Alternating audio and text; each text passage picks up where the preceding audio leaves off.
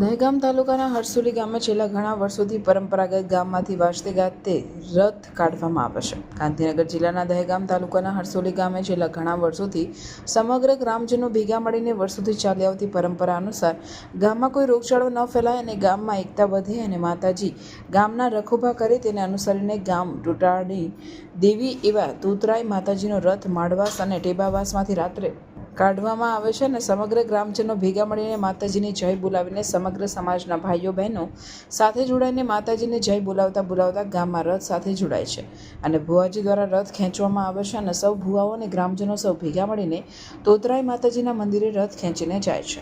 આ પ્રણાલિકા પેઢીઓથી ચાલી આવે છે।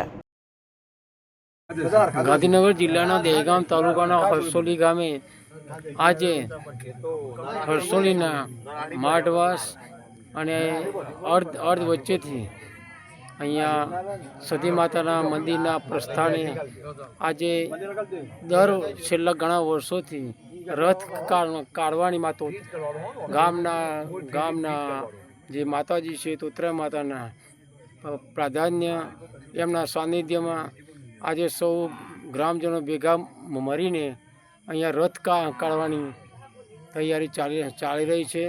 તો આપ લાઈવ દ્રશ્યો જોઈ શકો છો કે અહીંયા મોટી સંખ્યામાં તમામ સમાજના ભાઈઓ બહેનો અહીંયા ઉપસ્થિત છે। તો આપ લાઈવ દ્રશ્યો જોઈ શકો છો।